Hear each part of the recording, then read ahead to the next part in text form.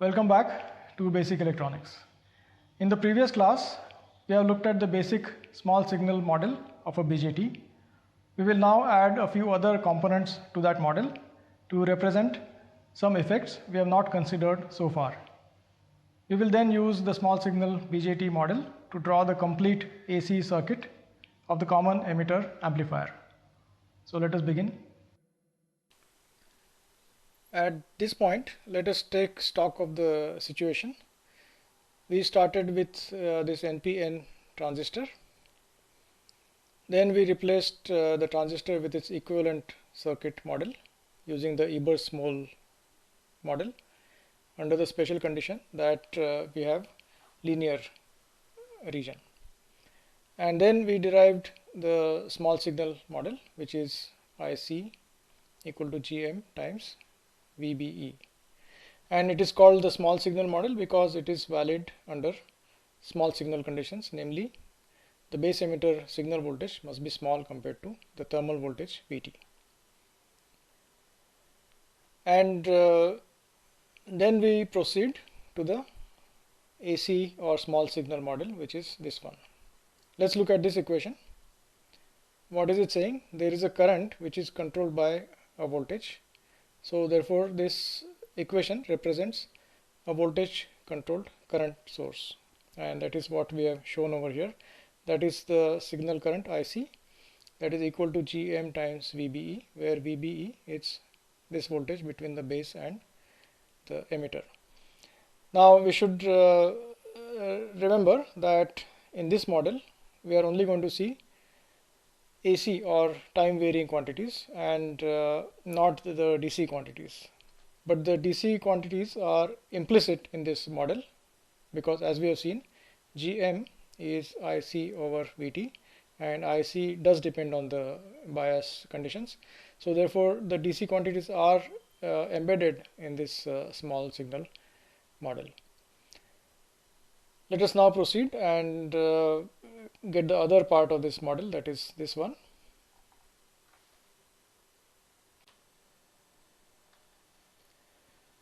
For the base current, we have IB, the total instantaneous base current, is equal to the DC part plus the time varying part, and that is 1 over beta times the collector current, and the collector current again is the DC part and the time varying part.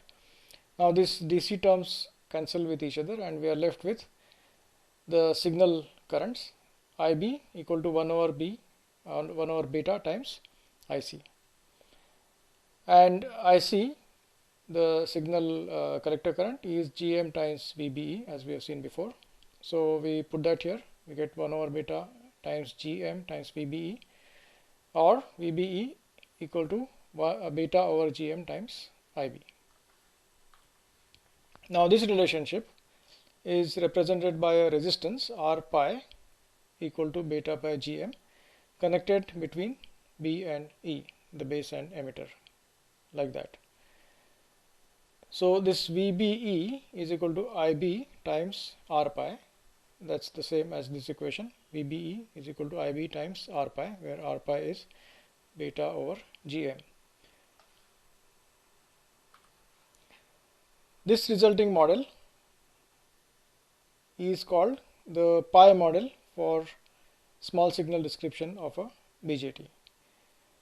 And in some older textbooks, you might find some other names for these parameters, like HIE here, HFE times IB here, and so on. Those were used because in the early days, BJT was often thought of as a two-port network, one port being this one and the other one being this one, and therefore those H parameter definitions were used for these parameters. In modern textbooks, these H parameters are getting increasingly replaced with R pi and GM, and it is best not to use the earlier parameters anymore.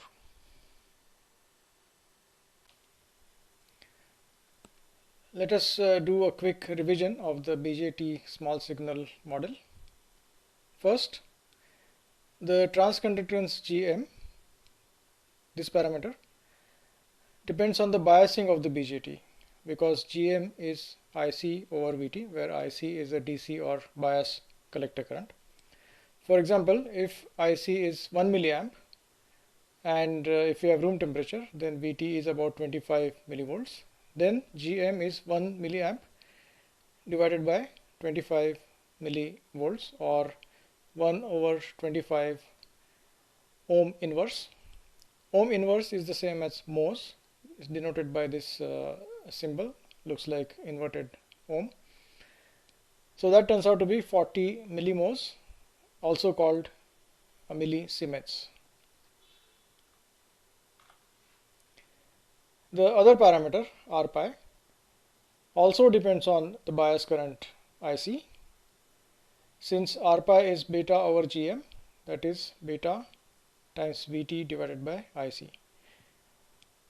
For IC equal to 1 milliamp, for example, and the thermal voltage equal to 25 millivolts and beta equal to 100, if we do this calculation, R pi turns out to be 2.5 kilo ohms. And finally, we must always remember that the small signal model is valid only for small VBE, small compared to the thermal voltage. The pi model that we have derived for the BJT under small signal conditions is a fairly good, accurate description of the BJT with the small signal approximation. But to that we would now like to add a correction. We might call that a second order correction, and that is the following. In the above model, IC is independent of VCE. What is IC here? IC is simply GM times VBE, and there is no dependence on VCE. Now in reality, that is not quite the case. There is a small dependence of IC on VCE, and that is shown in this plot here. What is this plot? It is IC versus VCE for various base current values, as we have seen earlier. Now if you remember, these lines, the IC curves, were perfectly horizontal in our earlier picture, and now we see some slope over here, and this is a more realistic description of BJT. So in practice, IC does depend on VCE because of the so-called early effect, and DIC dVCE, that is this slope here, is approximately constant. That is given by 1 over RO, where RO is called the output resistance. So this slope here is given by 1 over RO. So to this small signal model, we need to make this correction by adding RO. So a more accurate model includes RO as well, and that is what it would look like. So we have now RO between the collector and the emitter. So the signal current, the signal collector current, would now be GM VBE plus this current, and this current through RO accounts for this non-zero slope over here.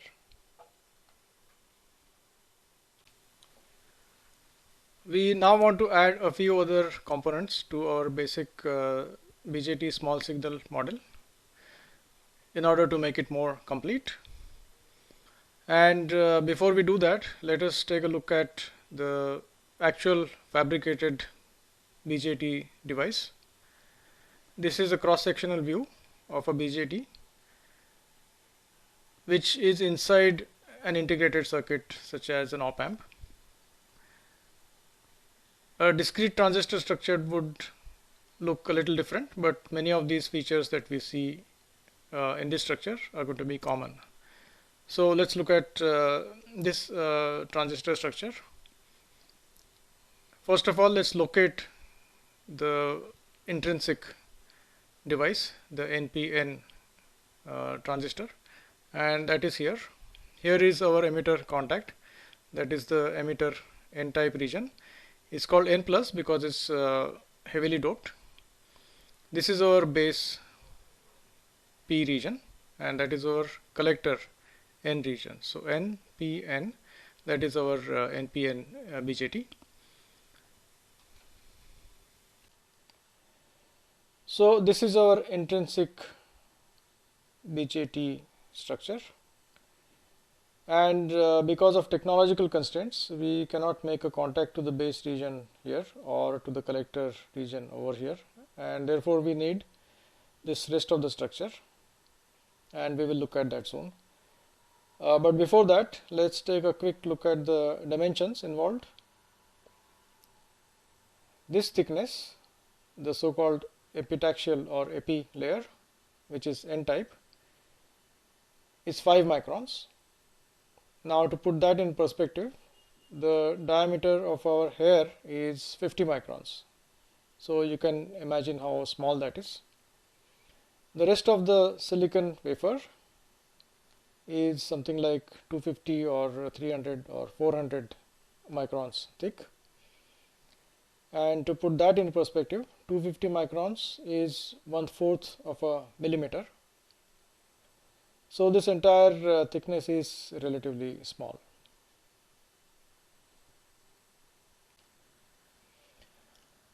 Let us now briefly look at the base contact and the collector contact. The base contact is here, and the region close to the base contact is heavily doped, heavily p-type, in order to make a good contact here. So the base current flows from the base terminal or base contact to the intrinsic base region, like that. The collector contact is here. Again, the region next to that is heavily doped, N-type, to make a good contact, and the collector current flows through the device like that, through this N plus buried layer and to the collector contact. Now this buried layer is there in order to reduce the resistance in the path of the collector current. If we did not have this N plus layer, then the collector current would flow like that, and this N region would present a larger resistance to the collector current. With this layer, the current path is predominantly like that, and that is a small resistance because this layer is doped heavily. In the small signal model, we have the base terminal here, which is this base contact in the actual structure, and then we have this node, which corresponds to the intrinsic base region, and between the two we have a resistance called RB, called the base spreading resistance, and that corresponds to the resistance between these two, between the base contact and the actual intrinsic base region of the device. RB is typically small compared to R pi. In addition, we need to include a capacitor C pi between the base and the emitter, like that, and that accounts for the base charging capacitance and the base emitter junction capacitance. And what are the formulas for all of these? That of course you will study in semiconductor devices course. In addition to C pi, we also have a C mu between the base and the collector, and that accounts for the base collector junction capacitance. These capacitances C pi and C mu are typically in the picofarad range, and at low frequencies 1 over omega c, the impedance of these capacitances is large, and very often these capacitors can be replaced by open circuits. So that can be replaced with an open circuit if the frequency is not too large, and that can also be replaced with an open circuit. And last but not the least, let's always remember that the small signal models we have described, this one as well as the earlier ones, are valid only in the active region and only under the small signal approximation. A very important point and sometimes easy to forget. So for example, if the device is operating in the saturation region, then we cannot use these small signal models. Let us now look at the common emitter amplifier once again, this circuit here. And we have already analyzed the DC circuit of this amplifier, or the bias circuit, this circuit here. And we found that the base voltage was 1.8 volts, the collector voltage was 6 volts, and the emitter voltage was 1.1 volts. And the collector current is 1.1 divided by 1K, assuming IC and IE to be approximately equal. So IC turned out to be 1.1 milliamp. So this is just a revision of what we already did. And we now want to analyze the AC or small signal circuit to obtain all these signal quantities: the base voltage, the emitter voltage, the collector voltage, and the collector current. And now of course we know the meaning of small signal. The base emitter voltage, the signal voltage, should be small compared to the thermal voltage Vt. Once we do this, we will then get the complete solution by simply adding the DC and AC results. For example, the collector current would be the sum of this DC value or the bias value and this AC value. So the total instantaneous collector current would be the DC value plus the AC value. And we will assume, as we did earlier as well, that the coupling capacitors CB and CC, these two, as well as the bypass capacitor CE, are large enough so that at the signal frequency, let's say 1 kilohertz, they can be replaced by short circuits. And that simplified this AC circuit considerably, as we saw earlier, and we'll get back to that in the next slide.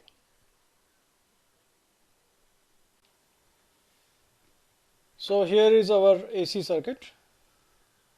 After replacing the coupling capacitors CB and CC, and also the bypass capacitor CE with short circuits.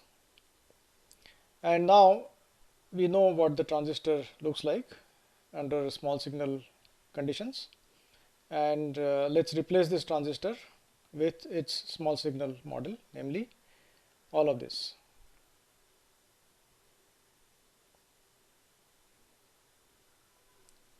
So then we get this complex looking circuit.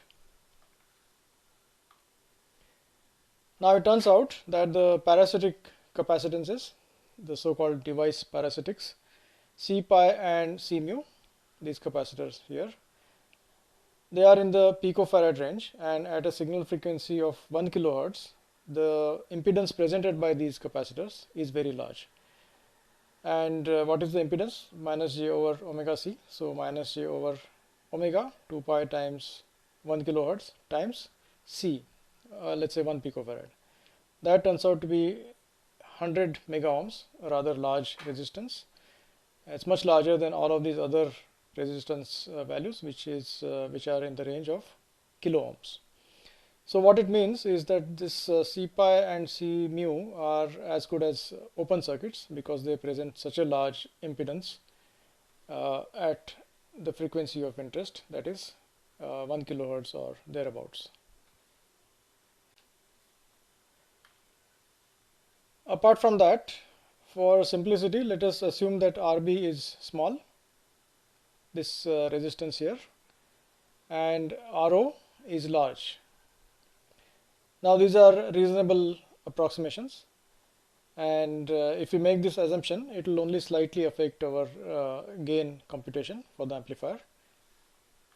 So with all of these considerations, let us see what the AC circuit now looks like. It is significantly simplified, and that is what it looks like. So this capacitor is an open circuit. This capacitor is also an open circuit. This is 0. So from the base, now we have R pi going to the emitter. That is the common node here. So from the base, we have R pi going to the emitter. That's the common node. From the collector, we don't have this. It's an open circuit, and we don't have RO because that's very large. So from the collector, we have this voltage controlled current source going to the emitter, and in addition, of course, we have this RC and RL. So from the collector, we have the voltage controlled current source, RC and RL, all going to the emitter. So now the circuit has become much simpler, and let us now analyze this circuit and calculate the gain for the amplifier. From the AC circuit, it should now be clear why this configuration is called the common emitter amplifier. There is a base emitter circuit here. There is a collector emitter circuit here. And as we can see, the emitter node is common to both of these circuits. And that is why common emitter amplifier. There are also common base and common collector configurations, and they are also useful in some applications. To summarize, we now have the complete AC equivalent circuit for the common emitter amplifier, and we are in a position to find the amplifier gain using the equivalent circuit, which we will do in the next class. Until then, goodbye.